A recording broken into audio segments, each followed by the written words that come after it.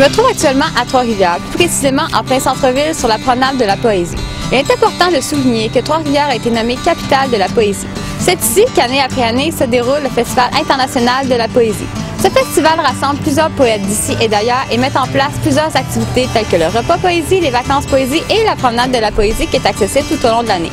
Je vais aller rejoindre M. Gaston Bellemare qui nous en dira plus sur la place tenue par la poésie au Québec.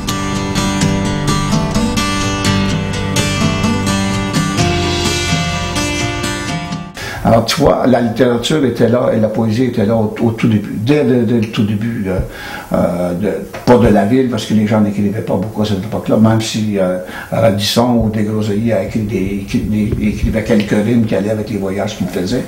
Mais, grosso modo, la poésie a commencé dans cette ville au début des années 1900. Je pense à C.G. Lénaud, qui est né à Sainte-Majorique, de l'autre côté, près de Drummondville, mais qui venait chez Clément Marchand à Trois-Rivières. Alors, le centre de tout ça, c'était l'imprimerie du bien public, où vivait Clément Marchand, qui est toujours vivant et qui a 96 ans aujourd'hui. Alors, Clément a tout vu. Il a gagné le prix David en 1920 quelque chose. Donc, ou 1930, mais dans les premiers à gagner le prix. Il a gagné 2 fois, d'ailleurs, il est le seul qui l'a gagné 2 fois. Une fois sur le manuscrit, une fois sur le manuscrit, une fois sur le livre, avec le livre. Donc, c'est très, très, très ancré dans l'histoire de la ville, la poésie. Tu as eu Gérald Godin qui a suivi, tu as eu Alphonse Piché qui est venu de Chicoutimi s'installer ici. Donc, il y avait un noyau, et comme à l'époque, il n'y avait pas beaucoup d'éditeurs au Québec. Elle dit qu'il y a eu beaucoup d'éditeurs, c'est 1970. On est jeune, très, très, très, très jeune. La littérature ici est toute jeune. Elle est tellement jeune qu'on étudie encore le Moyen-Âge français.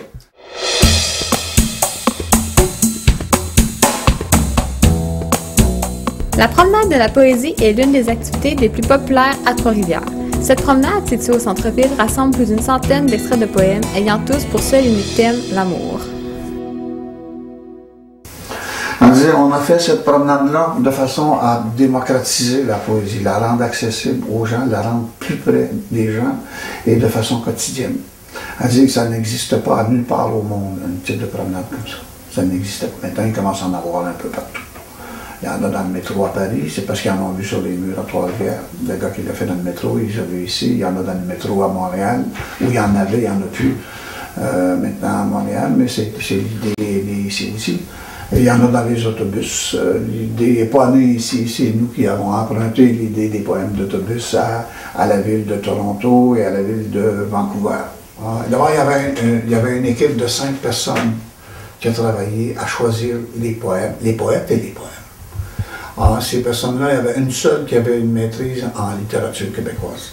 Les autres étaient chômeurs, ils avaient été maîtres de poste à l'abbé James, l'autre était sociologue, tous des gens de façon à ce qu'ils étaient vraiment diversifiés, de façon à ce que personne n'avait de spécialité sauf une, et de façon à ce que le choix soit unanime à la fois sur les poètes et les textes. Alors, et nous ne sommes jamais intervenus dans le choix des poèmes qu'ils ont faits, dans le choix des poètes qu'ils ont faits. Et moi, j'ai surtout entendu parler par après des poètes qui avaient été choisis.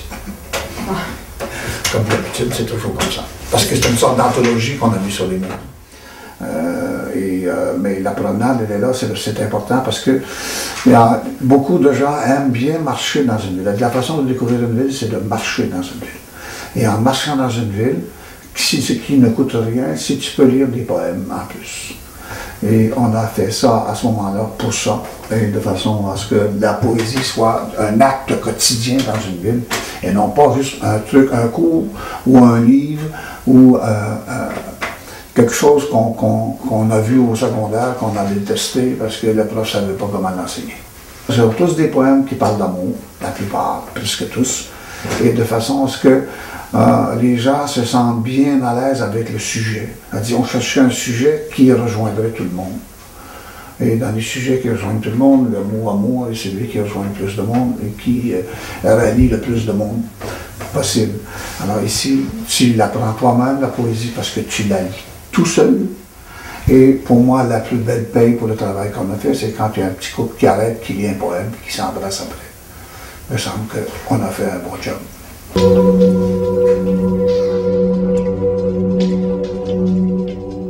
Trois-Rivières Trois-Rivières a été l'une des villes les plus durement touchées lors de la crise économique de 1980.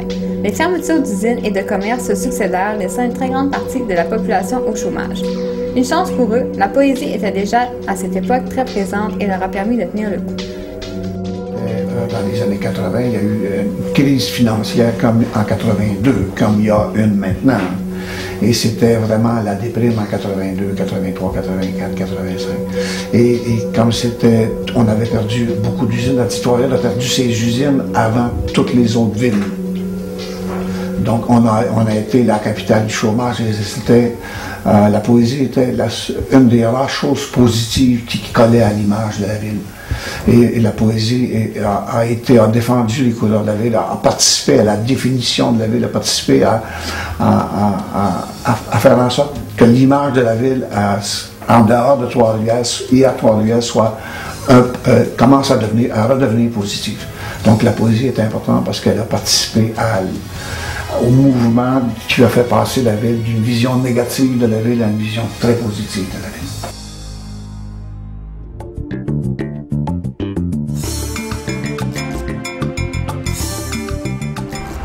La ville de Trois-Rivières est vraiment remplie de magie. On y trouve plein de poésie, alors laissez-vous aller à votre frénésie et laissez vos écrits dans la boîte à poésie.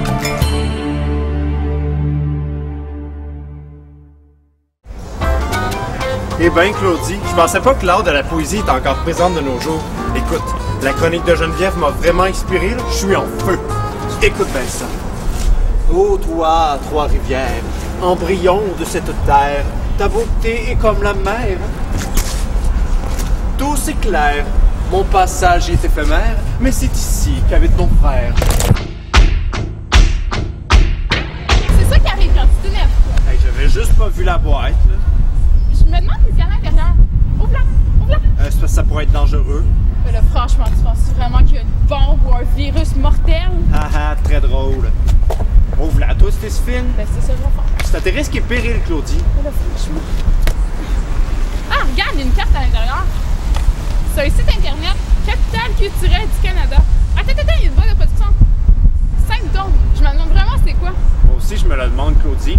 Puis je pense qu'il y a juste une façon de le savoir. Oh oui!